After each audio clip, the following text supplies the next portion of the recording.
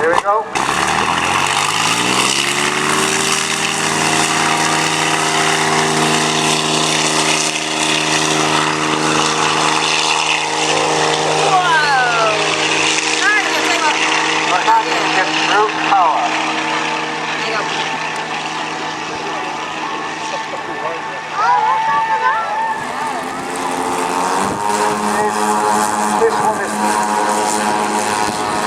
Johnson. No, it's not the one I was thinking of. This is 707. As the wind becomes out, the B-17 coming in low, absolutely lovely. Those four engines sounded absolutely superb. DC3, whatever you want, model you want to call it. Dakota. Dakotas, of course, this was flown to carry somewhere in the region of 200 gallons of fuel. And look at that, absolute beautiful shot, coming across there, followed by the next B-17, will be full of aircraft, fighter aircraft, just waiting for the aeroplanes, the bombers to take off, the Halifaxes, the Wellingtons, the Lancasters, and of course, this is what it would look like to a certain extent, but imagine this, about 4 times as many aircraft. And of course, the differential in speeds as well. And when you're this close, you couldn't afford to have one mistake whatsoever. 13 aircraft at the time. And that would just be, if you'd be talking of aircraft who developed in Seattle in a place called the Red Barn. Consequently, with the rule of the B-17 out, the B-17 got its name, the Flying Fortress, from the fact that and various others still fly on a regular basis as the real aeroplane company, etc. As I say, they've brought their planes in. There's all sorts of information being passed between each other, who's landing, who's taking off, as the B-17 comes through on a very slow low pass. And like I said before, Yorkshire Air Museum.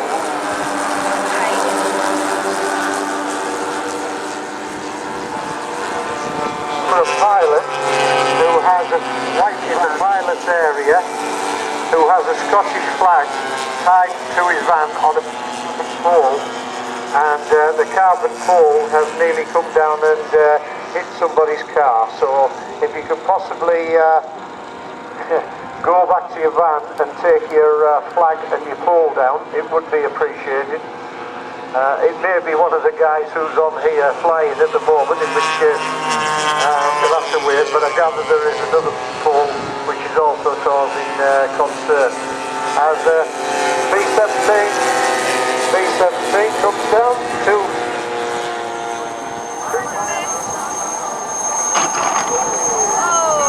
everything's safe, looks like cooperation here. Callers are telling them exactly what they do, and years and hundreds of hours of practice to get to this level of flying skill. Crossover, back into the loop, rolling off the top, completing the loop.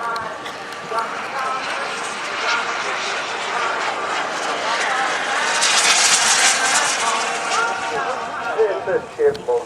Yeah. This time I am right, I knew I was. Give them away there. Chipmunk landings the top, and pilot's just keeping an eye on the side of the runway to try and make sure he stays in the straight line, and then we're going to resume the flying. We'll get everything back out, and I'll find out some details of the pilot. You can imagine whether they want to travel with you or the not. size of the big bar. And the garage accepted it as being permission. Quite so well known, but on November 19th, 2021, aircraft by information that's illustrious, inflicted serious damage on the Italian Navy. Ian Turney White, again, him and Roger, don't know how to build small aircraft. If you look at what's just flown into the size of these are half scale. This is a Newport that's just going round there.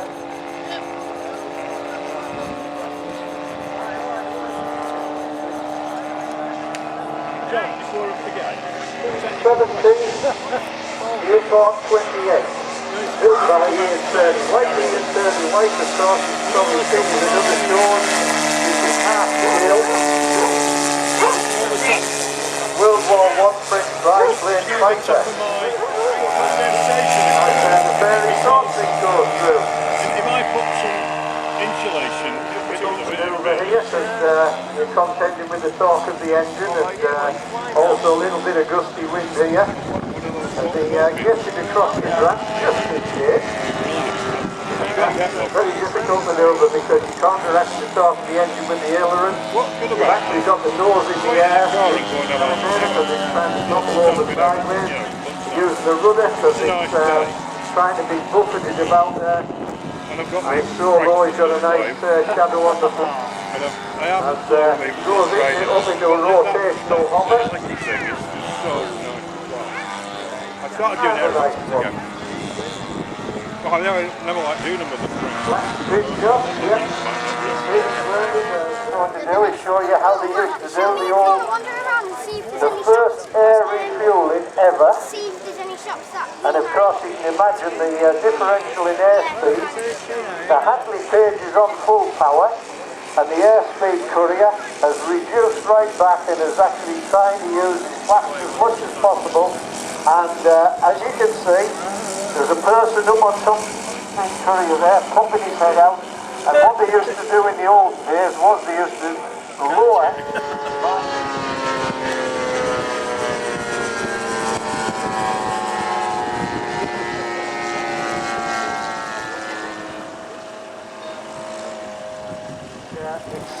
From a kit originally, and of course to model them onto, you'll see various numbers on there, and of course they're all modelled on the real thing. There's a radial engine with wings. They were all very short. Takeoffs were no problem, landings always were. And the object of the exercise in this one is to get around the pylons as quick as you can, and it is a knack. These guys will all start taking off one after the other, or in a group.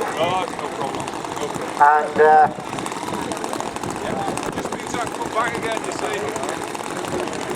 right, and everybody leaves the grid. The guys are all rolling, all trying to keep out of each other's way.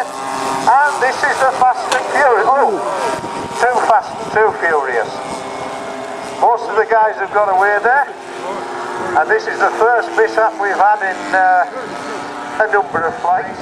And then as soon as you pass the pylon, you pull full up elevator and work it round. It's best fit, full up elevator, and of course hard round, knife edge round the pylon. And then of course you gain the height again. 55 there, just doing a bit of a touch and go. That's the one. Brian taking the flags down as Andy's going to show each other real plywood now with a real plane.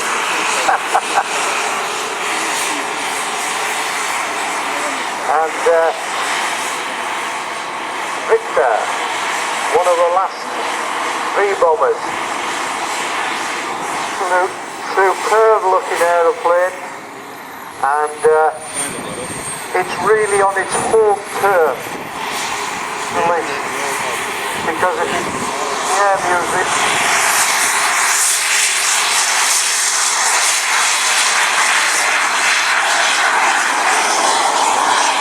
As the jets, I just went quiet there because I'd have been drowned out totally. Really evocative. Look at that jet, sort of like dart shape. Swept back wings, T-tail, absolutely superb looking aircraft. It's a real credit to Andy that he's got it looking as well as it is. It's coming around, it's practically at its home territory here. We've got other V-bombers down, the real thing in the Yorkshire Air Museum. And for the first time in 11 years we're back here. It's a real privilege to be seeing these. Andy brings it down. Look at the flip. Help with these helpers with the World War I team, please. If you come along and just give them a hand storing their slots, be very appreciative. Thank you, Tony. That's anybody who's not doing anything with their aeroplanes. If you'd like to become helpers with the World War I slot, we need some helpers, guys. So if you can make your way down to the transmitter tent, I'm sure we will be able to accommodate you as a helper for the World War I team. Thanks, Tony, for that one. And look at this, absolutely superb.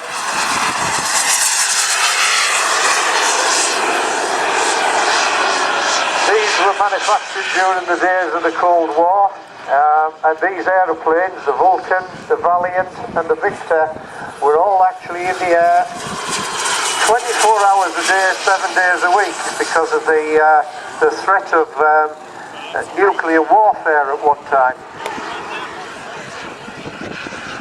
And I've just found that Andy's going to do a dirty pass, which is basically wheels down, all undercarriage down, slow flyby just to check and make sure everything's okay. As you can imagine, landing a model which is balsa, ply, composite and what have you, you really need to know that you're undercarriage.